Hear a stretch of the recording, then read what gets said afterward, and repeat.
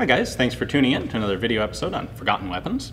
We're at Rock Island Auction today taking a look at two more very cool rifles that are coming up for sale in the upcoming Premier auction. These are lots 1510 and 1508, and they are both Japanese Type 1 Paratroop rifles. The Japanese didn't do a whole lot with paratroops, but they did have some.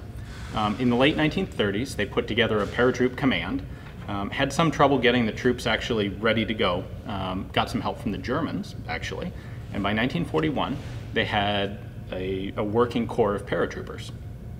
Now, their first major drop was on Sumatra, and probably because of their German technical assistance, they did that drop using standard rifles and machine guns in weapons containers that were dropped on their own parachutes along with the troops.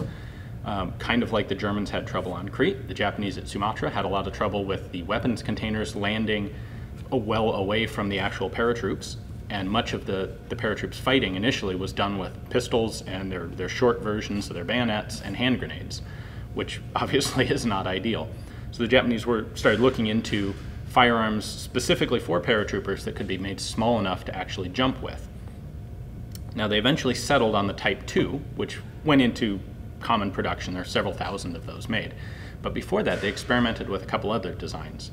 One was a Type 99 rifle with interrupted threads on the barrel to lock the barrel into the receiver. Only a small number of those were made. The other one is a little more notable, is the Type 1 Paratrooper test rifle, and we have two of those here today. The basic idea of this is they would take a Type 38 carbine, and then they chopped the stock off and put a gigantic door hinge sort of mechanism on it with a latch on the opposite side. So when you are going into battle, or when you're going to jump, what you would do is pull this.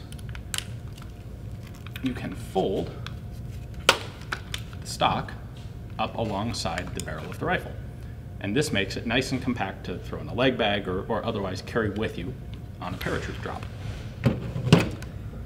Now, only a couple hundred of these were made. They were made by the Nagoya Arsenal, and they were just taken from random, existing stocks of Type 38 rifles. So there is no specific serial number list of known paratroops.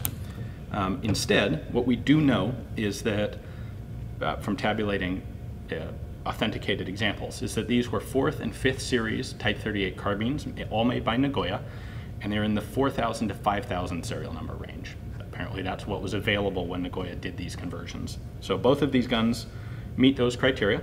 They're both 5th series Nagoyas. This one is a 4600 serial number, and this one's 5400 and change. Now, what's interesting is that there are a number of differences in these guns, despite them all being authentic.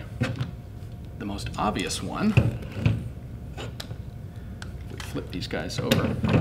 If we look at the locations of the screws on these folding hinges, there are different numbers and different locations for the screws, and that's normal and genuine. So this one has 3 screws, this one has 4, and the locations are in no way the same. This was a very simple, frankly crude conversion. They literally just chopped the stocks off at the wrist and then threw on a folding hinge mechanism. These guns would have originally had dust covers. As with many, hard-used Type 90, Type 38s, the dust covers are often missing. They did rattle, and so they did often get discarded by troops in the field. Both of these examples do have intact chrysanthemums, which is a cool side benefit. One thing to look for on Type 1 carbines, if you're trying to check authenticity, is they were originally finished with black paint. This one still has a bunch of the black paint on there. This one's in a little bit more worn condition. It doesn't have any, but you will often find the remnants of black paint.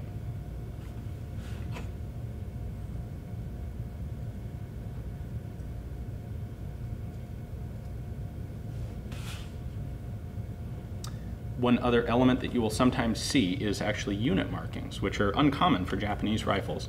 But you'll find the English letters AA over a 1 or a 2-digit number. This rifle actually exhibits that. We can take a look at that in a moment.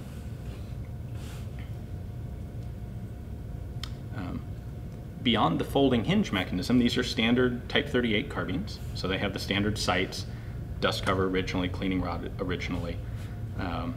They saw pretty hard use. They're very rare today. It's very cool to be able to look at two of them to compare them side by side.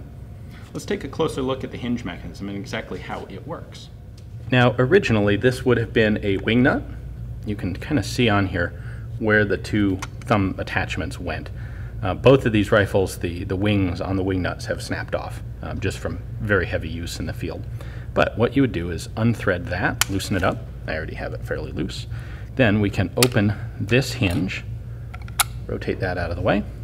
Then we have this little sheet metal tab, and it's got a little tit on it underneath there, right there.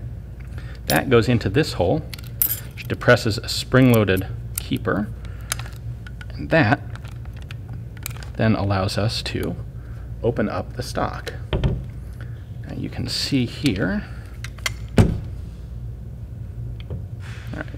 can see here, this little spring-loaded keeper, that's what the sheet metal tab is pushing in. And then there is a metal plug that goes into this metal socket. So it's a fairly strong latching system, a little bit complicated. To reassemble it, we put that back in, and then this goes over it, comes down here, and then you tighten this back down. That locks the stock in place. You can see this one works the same way. This one is a little bit looser, and the thumb screw on this is kind of frozen up. A lot of these are in rough condition, just from years of heavy use, frankly, all through World War II. So there's their little spring-loaded latch. Push this in, and the stock opens up. See, there's some, they literally just cut the tang of the rifle off top and bottom and then reattached them to the back end of the stock.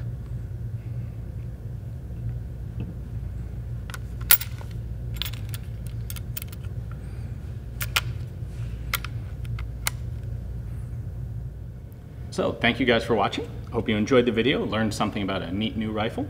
And if you would like to become the proud new owner of either of these rifles, they are both up for auction, the September 2014 Rock Island Premier Auction. Thanks for watching.